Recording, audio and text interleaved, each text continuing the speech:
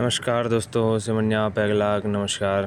कैसे हो दोस्तों आप लोग। आज आफ्टर 2 डेज़ आपके लिए एक वीडियो लेके आया हूँ जिसमें हमने 2 पार्ट की बात तो कर दी थी, लेकिन देन कुछ कारण की वजह से मैं आपके सामने वीडियो नहीं लेके आ पाया हूँ। अब हम अपने तीसरे पार्ट के बारे में बात करते हैं। आज मैं बीएड की एक नई फ़ाइल के बारे में आपके पास एक नया सोर्स लेके आया हूँ बीएड की फ़ाइल को बनाने के लिए।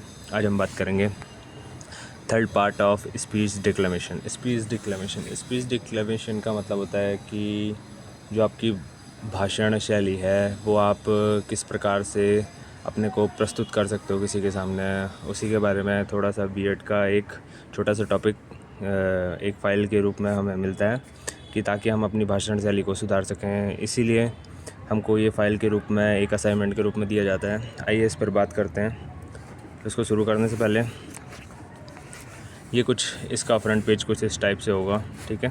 अपनी नाम, कक्षा वगैरह, ठीक है, जो भी आपको यहाँ पे मेंशन करना होगा। देन हम चलते हैं फर्स्ट पेज पे। ये होगा फर्स्ट पेज में ऐसा है स्पीच ऑफ पावर कि स्पीच की क्या पावर होती है। एक भाषण से हम क्या नया स्वरूप बना सकते हैं, क्या समाज को कैसे ढाल सकते हैं, एक छोटी सी चीज़ को कैसे प्रस्तुत कर सकते हैं, वो चीज़ आपको यहाँ पे मेंशन करनी है कि स्पीच डिक्लेमेशन क्या है, इसको कैसे प्रस्तुत किया जाता है, कैसे इसको बोलने का तरीका है, कैसे इसको समाज में हम इसकी मदद से हम क्या कर सकते हैं, अपने भावों को, अपने भावों का आदान प्रदान कर सकते हैं। वो सब चीज़ें इसमें मेंशन करनी है आपको। देन हम आप आ जाते हैं अपने सेकंड पेज पे, ऑब्जेक्टिव। इसके उद्देश्य क्या क्या होते हैं। जैसे हो गया एनहेंसिंग कम्युनिकेशन स्किल, हमारी जो कम्युनिकेशन स्किल है उसको हमको बढ़ाने के लिए, ठीक है। डेवलप पब्लिक स्पीकिंग कॉन्फिडेंस, जो हमारा कॉन्फिडेंस होता है बिल्कुल लो हो जाता है, तो उसको हम कैसे करके डेवलप कर सकते हैं। एक मतलब पब्लिकली हम उसको कैसे अपने भावों को रख सकते हैं, उस चीज़ के बारे में। देन आता है हमारे पास प्रमोटिंग क्रिटिकल थिंकिंग, जो हमारी क्रिटिकल थिंकिंग है उसको हम क्या कर सकते हैं, कैसे प्रमोट कर सकते हैं या कैसे एनालिसिस कर सकते हैं, ठीक है, उसके बारे में। ये चीज़ें इसके अंदर आती है जो हमारे क्या होते हैं, स्पीच डिक्लेमेशन होती है। देन हम नेक्स्ट पेज की ओर बढ़ते हैं। नेक्स्ट पेज में है सिग्निफिकेंस का मतलब बोल सकते हैं हम महत्व। क्या क्या इसके महत्व हो गया। जैसे हमारे पास क्या हो जाएगा, development of essential communication skill, जो हमारी कम्युनिकेशन स्किल है उसको हमने क्या करना है, डेवलपमेंट करना है। Then building confidence and stage performance, जैसे जब भी हम क्या करते हैं, कोई स्टेज पर परफॉर्मेंस देते हैं तो उसको कैसे बिल्ड करना है एक कॉन्फिडेंस के साथ, वो चीज़ हमको स्पीच डिक्लेमेशन के अंदर देखने को मिलती है। थर्ड वन आ गया यहाँ पे इन्हेंसिंग लैंग्वेज एंड रिहोटिकल एबिलिटीज़। इसका मतलब ये है कि कैसे आप अपनी लैंग्वेज पर कमांड बना सकते हो, कैसे आप अपने को प्रूव कर सकते हो, कैसे आप परफॉर्म कर सकते हो एक स्टेज पर जाने पर बिना हिचकिचाए हुए। उस चीज़ को यहाँ पे इन्हेंस करने की बात हो रही है। Then preparing for effective classroom instruction, जैसे आप क्लास में क्या दे रहे हो, कोई इंस्ट्रक्शन दे रहे हो तो उसको कैसे प्रिपेयर करके वहाँ पे कैसे हमको उस चीज़ को प्रस्तुत करना है बच्चों के सामने, वो सब एक स्पीच डिक्लेमेशन के थ्रू होता है, ठीक है। देन हम अब आगे बढ़ते हैं। यहाँ पे टाइप ऑफ डिक्लेमेशन है कि जो हमारे स्पीच डिक्लेमेशन है उसके क्या क्या टाइप हो सकते हैं। जैसे पॉलिटिकल रोल भी हो सकता है इसका, ठीक है, या ड्रामेटिक डिक्लेशन हो गया, जैसे ड्रामा वगैरह करते हैं हम, ठीक है। मतलब सपोज दैट कोई रामलीला वगैरह हो रही है तो फिर वहाँ पे भी हम क्या करते हैं, अपने भावों का आदान प्रदान करते हैं, वो भी एक स्पीच डिक्लेमेशन के थ्रू आता है, ठीक है। तो आप देख लो उसमें कौन कौन से टाइप्स हैं, ठीक है। देन हम आगे बढ़ते हैं, द ऑरेटोरिकल स्पीच।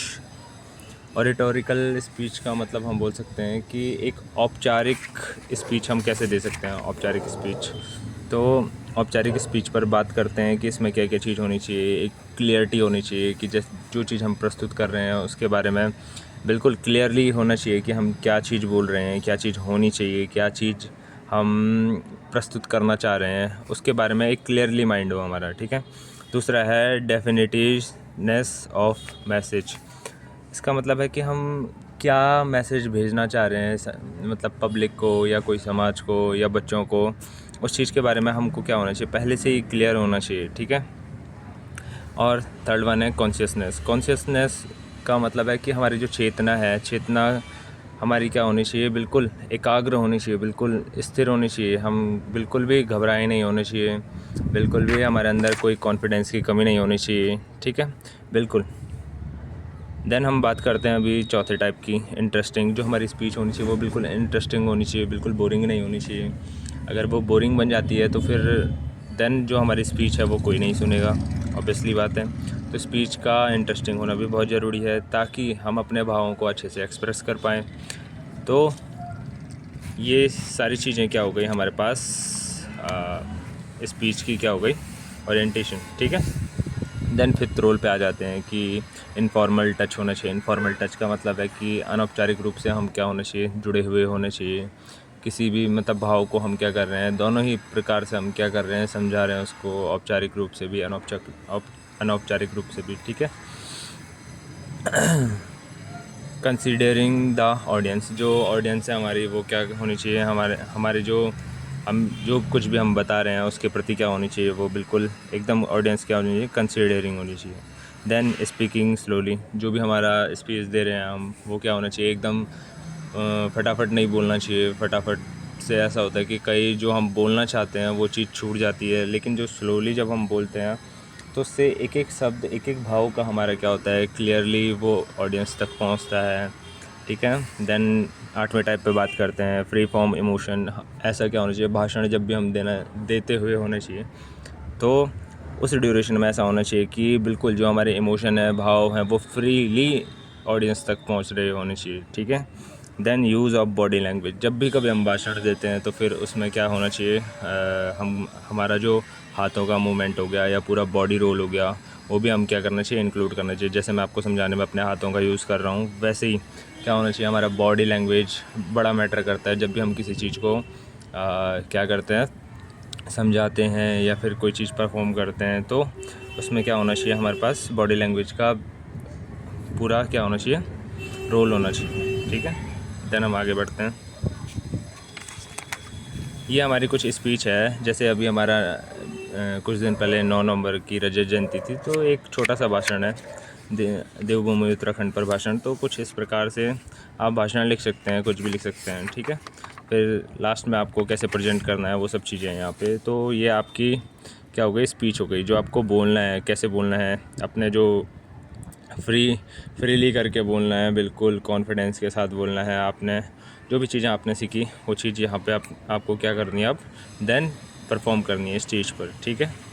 तो आपको कुछ इस टाइप से लिखनी है। धन्यवाद, आज के लिए इतना ही। लास्ट में आप क्या लिख लोगे, कंक्लूज़न लिख लोगे कि क्या क्या कंक्लूज़न है इसके। देन ये फाइल भी आज ख़त्म होती है।